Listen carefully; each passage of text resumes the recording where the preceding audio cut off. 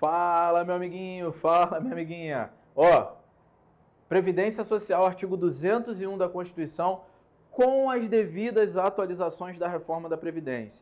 Você que está aí, ó, correndo atrás, procurando material, caramba, eu só estou vendo o módulo desatualizado, eu estou aqui, ó, vivendo esse momento lindo, atualizando o direito previdenciário aqui no Sou Mais, aqui do Alfacom. Então fica ligado aí, ó, bora lá. Você que tem um material de previdenciário num produto específico, tamo junto. Você que tem Sou Mais, tamo junto. Você procurou o lugar certo e você está com a matéria efetivamente atualizada. Vamos lá. Gente, a Previdência Social, a gente trocou essa ideia no início, nos primeiros blocos, tem caráter contributivo e ela tem afiliação obrigatória. Então, para eu usufruir de um benefício previdenciário, eu preciso contribuir. Se eu trabalho, eu sou obrigado a contribuir. Por isso que a afiliação ela acaba sendo obrigatória. Deu para fechar? Deu para visualizar? Isso aqui a gente não discute, a gente troca ideia e segue o jogo. Ô Vini, para o regime geral de previdência social, eu preciso manter o equilíbrio financeiro e o equilíbrio atuarial. E aqui a galera meio que dá uma derrapada, dá uma escorregada na da banana, na casca de banana. A galera dá aquela vacilada. Como que a galera vacila aqui? Equilíbrio financeiro, o dinheiro de hoje tem que custear os benefícios de hoje. O Estado meio que pensava assim, eu arrecado 1 milhão, estou pagando 1 milhão, tá tranquilo. E o Estado não se preocupava com o futuro. Quando o Estado entendeu que as pessoas estavam vivendo mais, envelhecendo mais e recebendo por mais tempo o benefício, o Estado passou a se preocupar com cálculos futuros, com projeções futuras para que a alíquota de hoje custeie o benefício de amanhã. Aquilo que tu cobra hoje do segurado seja suficiente para custear o benefício que ele vai receber daqui a 30 anos, quando ele estiver aposentado. Então, equilíbrio financeiro é aquele equilíbrio momentâneo. O equilíbrio atuarial são os cálculos futuros, são as projeções futuras para que a alíquota de hoje seja suficiente para custear o benefício de amanhã. Guarda isso aí no teu coração, meu amiguinho e minha amiguinha. Isso é Previdência Social ali, a gente está trocando ideia efetivamente ali do artigo 201 da tua Constituição. Atuarial é uma palavra sui generis, é uma palavra diferenciada e a gente precisa defini-la. Vem aqui comigo, ó. Vamos combinar. Para a Previdência Social, a gente precisa proteger, quando a gente pensa na ideia de previdência, a Previdência ela vai atender quais foram os riscos sociais criados para atender as pessoas aqui no Brasil. Quais foram os riscos que foram criados para a Previdência? Olha, a Previdência ela vai atender doença, invalidez, morte e idade avançada. Esse foi o risco constitucionalmente criado. Aí veio uma lei infraconstitucional e criou o auxílio doença. Aí veio uma lei infraconstitucional e criou a aposentadoria por invalidez. Deu para visualizar? Show de bola. A gente tem que prever, amparar em caso de morte. Opa, aí foi criada a pensão por morte. Deu para fechar? A gente tem que prever um risco social para proteger a população quando a população estiver com a idade avançada. Aposentadoria. Gente, quando tu para hoje, você, bonitão aí, dono do mundo, e acha que isso é algo óbvio, isso é óbvio, né, Vinícius? Gente, deixa eu te falar, o Estado não se preocupava com isso aqui não, cara. Não havia a possibilidade de atendimento à população em caso de idade avançada. O Estado passou a se preocupar com previdência, a gente trocou ideia na aula de história, a partir da lei ali, Eloy Chaves, quando foram instituídas as caixas de aposentadorias e pensões. Então isso aqui passou a ser algo óbvio faz pouco tempo, analisando num contexto histórico. Pensando na Constituição, que é de 88, show de bola, isso daqui é algo óbvio. Mas pensando em 1824, não existia isso, cara. A Constituição apenas previa a ideia, o estabelecimento ali da proteção em relação aos socorros públicos. Tranquilidade? Beleza. Então, ó, define isso daqui: doença, invalidez, morte e idade avançada.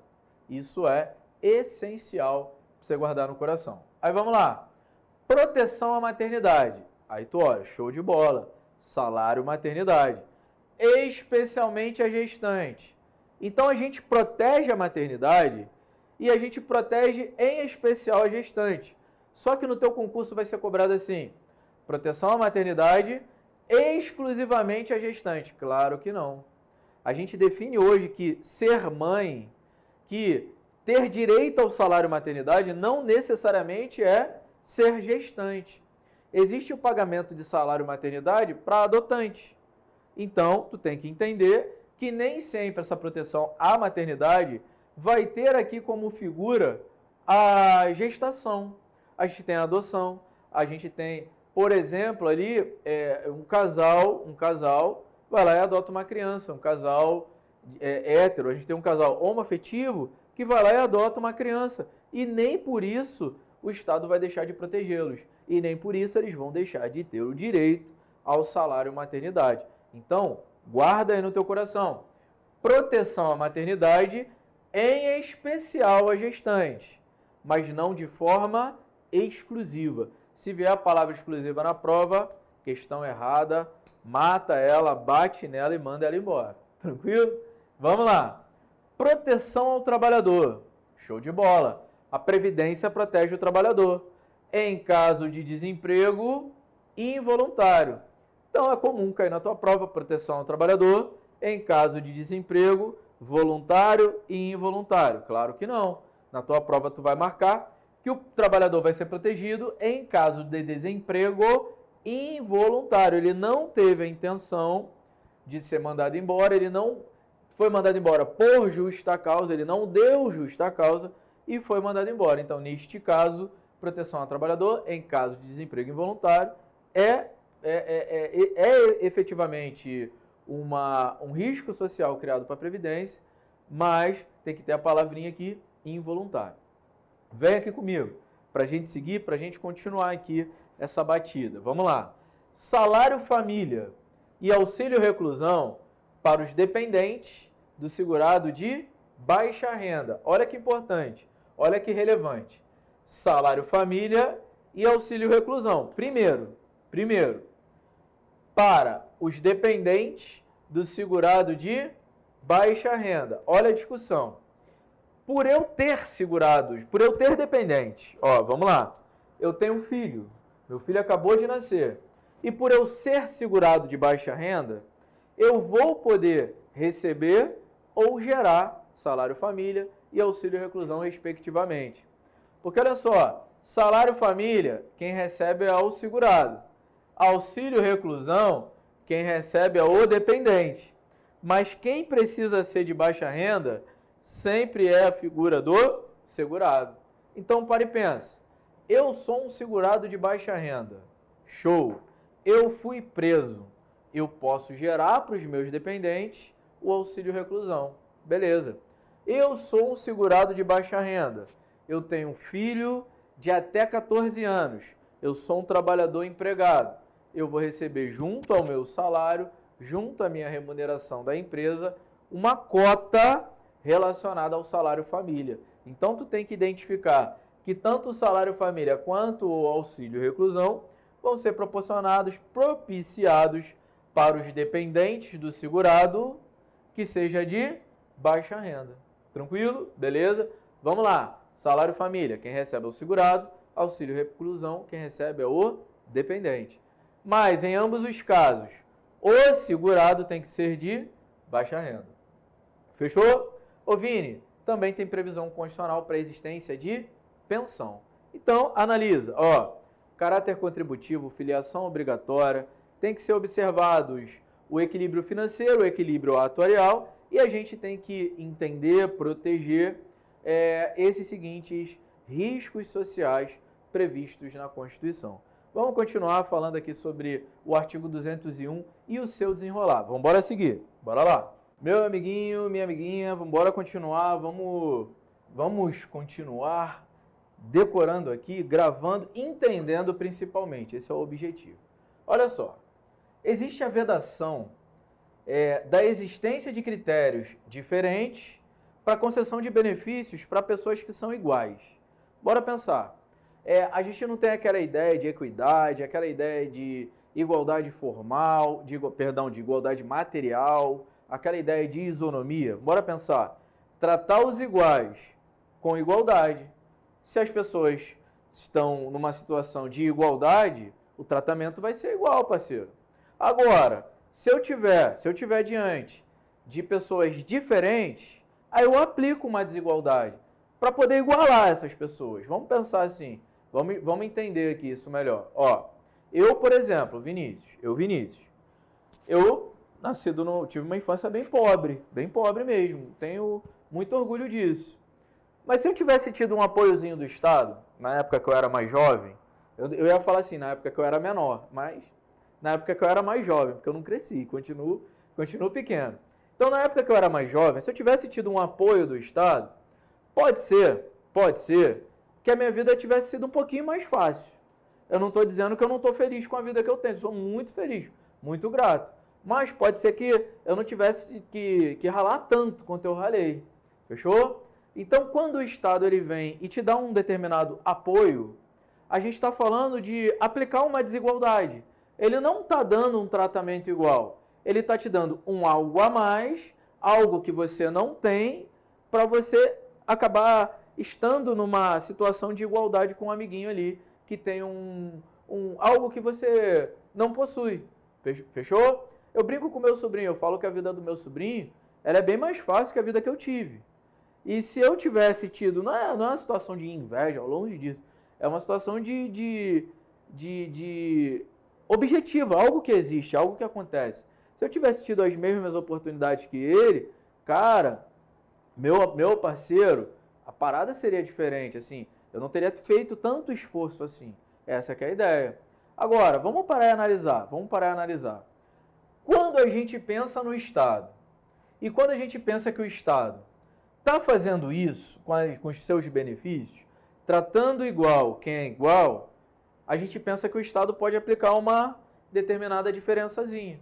E aqui que ele vai aplicar? Ó, são vedados requisitos diferenciados para concessão de benefícios. Para concessão de benefícios para quem é igual, exceto nas aposentadorias de quem? Ó, quem eu posso aplicar uma desigualdade para tentar igualar o tratamento dessas pessoas? A quem eu posso aplicar essas desigualdades? As pessoas com deficiência. Ô Vini, cara, eu sou igual, uma pessoa com deficiência é igual a mim. Meu parceiro, é claro que como ser humano, todo mundo é igual, meu parceiro. Mas a gente tem que aplicar, a gente tem que conceder determinados benefícios para que as pessoas tenham o mesmo esforço, façam o mesmo esforço que a gente está fazendo. É claro que para uma pessoa com deficiência chegar aqui e dar a mesma aula que eu estou dando, ela passou por muito mais obstáculos que provavelmente eu passei. E é aí que o Estado vai se preocupar. Então, quando a gente está pensando numa aposentadoria de uma pessoa com deficiência, eu posso ter uma idade diferenciada, eu posso ter um tempo de contribuição diferenciada, eu posso ter um critério ou um requisito diferenciado que a lei vai estabelecer. Tranquilo? Ô Vini, se eu estou falando de um trabalhador que trabalha e todo dia a saúde desse cara está se prejudicando, e todo dia ele está tendo um prejuízo efetivo à sua saúde. Eita ferro, meu parceiro. Então, se tu está falando de um trabalhador que está sujeito a condições especiais, esse cara vai ter um tempo diferenciado para se aposentar. Ele vai se aposentar com menos tempo e com uma idade inferior. Beleza? Tranquilo? A gente vai trabalhar aqui a idade do trabalhador que tem uma aposentadoria especial. Deixa eu te dar um exemplo. Ó, o trabalhador que trabalha com raio-x. Outro exemplo, Vini, o trabalhador que é minerador de frente de produção. Imagina você lá de frente numa mineração. É perigoso? É claro que é perigoso. Então, ó, tu está sujeito a condições especiais de trabalho. Se você estiver exposto a um agente nocivo, químico, físico ou biológico, você efetivamente está exposto a atividades especiais. E por isso, tu vai ter um tratamento diferenciado. O Estado vai te olhar de forma diferente. Tranquilo? Beleza? Venha aqui comigo, acompanhe-me, por favor, para a gente seguir o jogo aqui e para a gente continuar discutindo essa história linda que tem aqui. Olha só. Substituição do salário contribuição. Vamos entrar nesse papo aqui. Se a Previdência vai te pagar um benefício, e esse benefício que a Previdência está te pagando substitui a tua renda, substitui o teu salário contribuição, é importante que você entenda que esse benefício que a Previdência vai te pagar tem que ser de pelo menos um salário mínimo. Deixa eu te dar um exemplo. Quando você se aposenta, tu deixa de receber a sua renda, tu está recebendo um benefício, e esse benefício substitui a tua renda mensal, substitui o teu salário contribuição, substitui. Então, eu não posso ter uma aposentadoria inferior ao valor de um salário mínimo. Quando você está em gozo de um auxílio-doença e você não pode trabalhar, está totalmente incapacitado, não consegue trabalhar, tu está em casa, incapacitado, recebendo um benefício de incapacidade temporária, recebendo auxílio-doença. É possível acontecer uma situação como essa? Totalmente possível. E se esse benefício substitui aquele valor que tu contribui para a Previdência, que é a base da contribuição previdenciária, se aquele benefício que você recebe substituir o seu salário contribuição, ele não vai poder ser inferior ao valor de um salário mínimo. Tranquilidade? Beleza? Com isso a gente vai seguir. Ô Vini, deu para fechar? Deu para fechar. Então, qualquer benefício que substitua a renda mensal do trabalhador, que substitua o salário contribuição, tem que ser de pelo menos um salário mínimo. Dá um exemplo histórico. Ó, havia o trabalhador urbano e o trabalhador rural. O trabalhador urbano ganhava meio salário mínimo. O trabalhador urbano ganhava um salário mínimo. O trabalhador rural ganhava meio salário mínimo quando existia o Fundo Rural, o Fundo de Amparo ao Trabalhador Rural.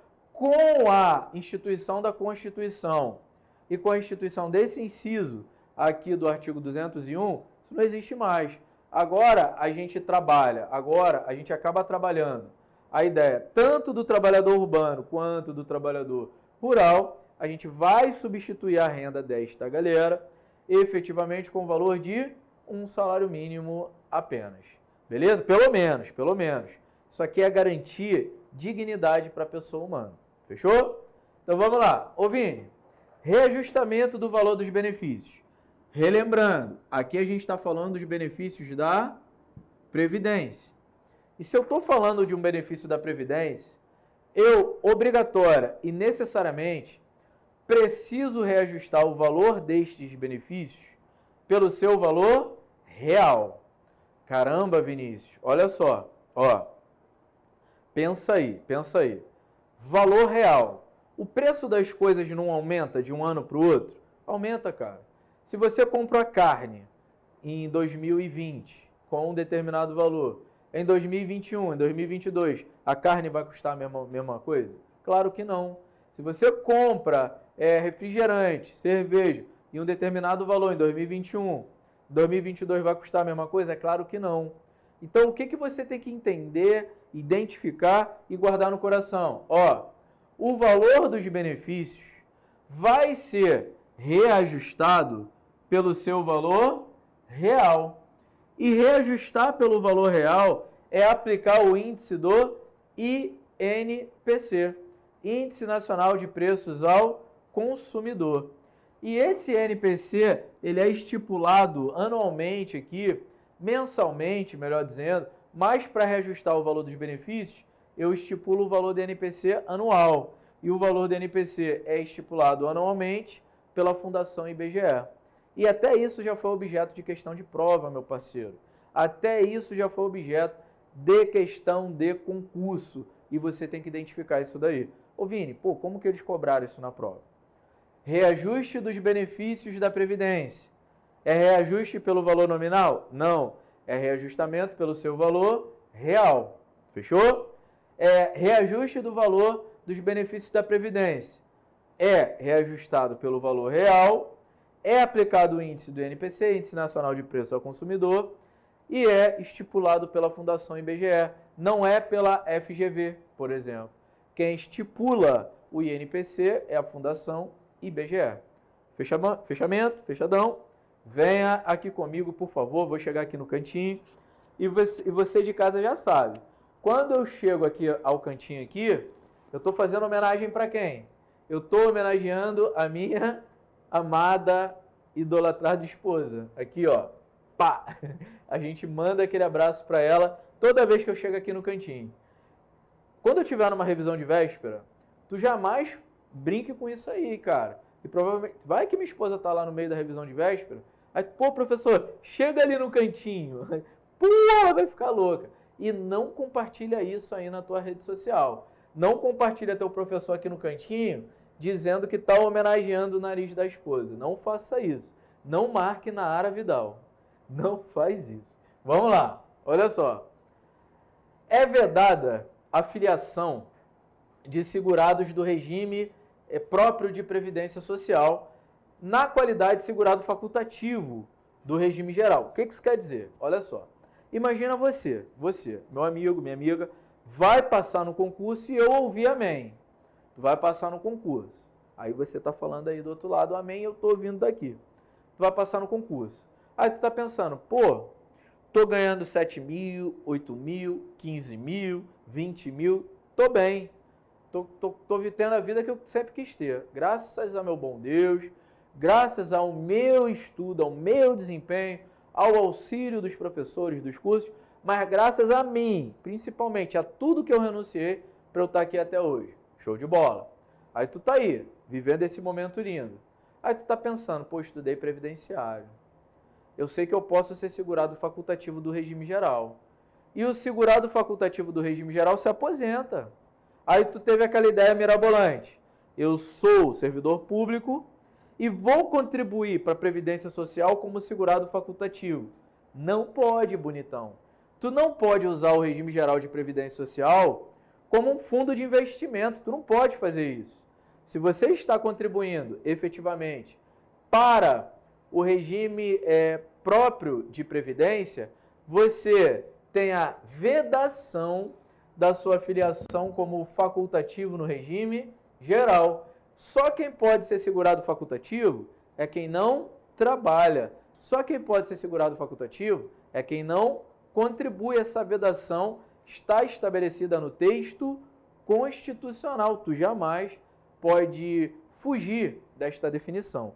Tranquilidade? Beleza? Então, ó, existe a vedação da filiação do segurado do regime geral, como do segurado obrigatório do regime geral e do segurado obrigatório do regime próprio, como segurado facultativo.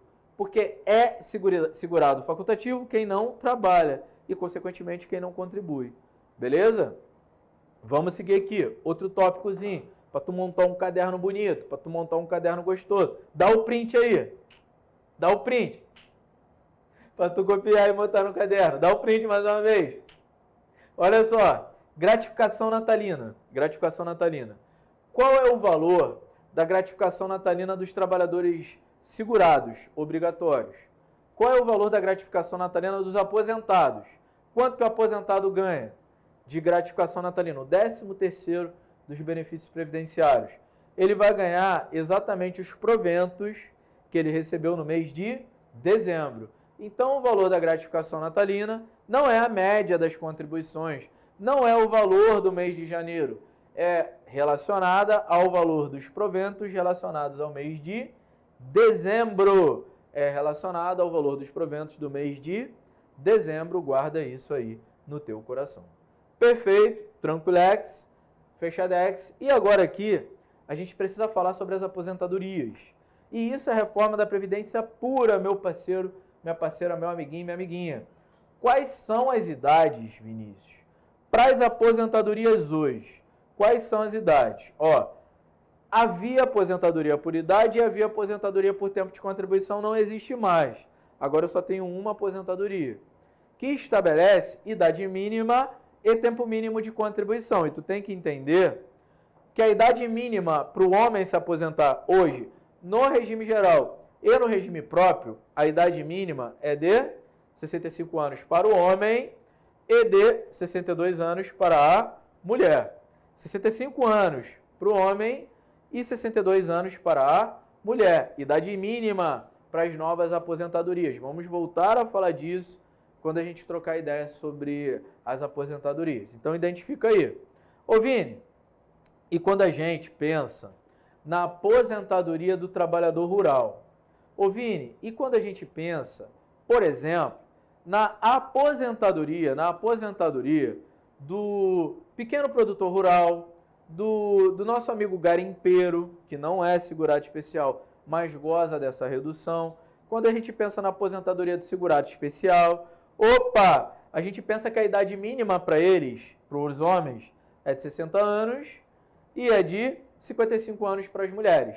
Fechou? Então pensa aqui, ó. Essa aqui é a aposentadoria normal.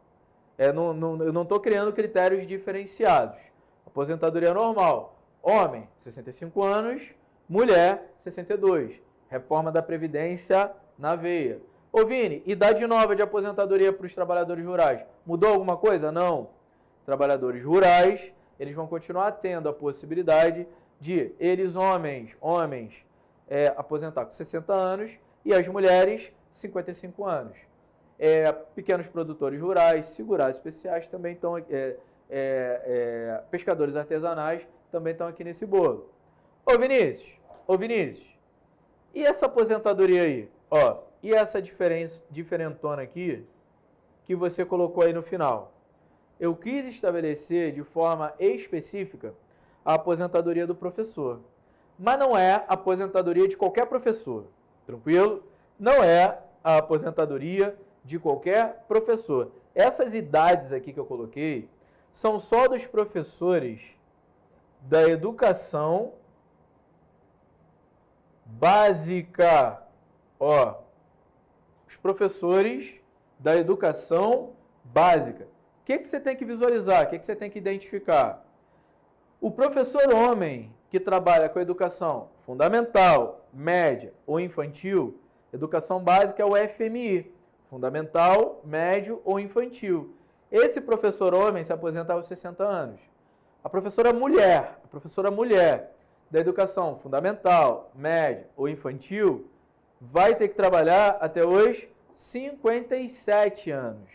Fechou? Houve uma redução de 5 anos, existe uma redução de 5 anos para os professores, existe essa redução de 5 anos aqui para os nossos amiguinhos professores, e você vai ter que identificar que só os professores da educação básica, fundamental, média e infantil, vão gozar dessa redução. Então vamos dar uma resumex aqui no quadro. Ó, idade comum. Idade de aposentadoria comum. 65 anos para o homem e 62 anos para a mulher. Se a gente pensar na regra antiga, eu só mudei a idade da mulher, que era de 60 anos, agora são 62. É claro que eu ainda vou falar do tempo de contribuição mais para frente. Ô Vini, e quando eu penso na aposentadoria do trabalhador rural, muito discutida lá no Congresso Nacional, foi muito discutida lá no Congresso Nacional. Quem também está aqui, Vini? Ó, o produtor rural. Quem também está aqui, Vini? Olha só, a gente tem a figura do garimpeiro. E a gente tem aqui também a figura do pescador artesanal. A gente tem essas figurinhas aqui que vão ter a possibilidade de homens, se aposentar aos 60 anos e das mulheres se aposentarem aos 55 anos. Aqui pensou no homem, aqui pensou na mulher. Acompanha aí no teu material de apoio, tá tudo aí, cabeçudinho. Ô Vini, beleza. E quando eu penso no professor, mas não em qualquer professor. Quando eu penso no professor da educação básica, esse cara aqui é o professor FMI, é o professor fundamental, médio ou infantil. Esse professor da educação básica, a gente vai ter a redução de 5 anos na idade da aposentadoria deles. Ou seja, o homem, 60 anos, e para a mulher, 57 anos. Tranquilo? Beleza?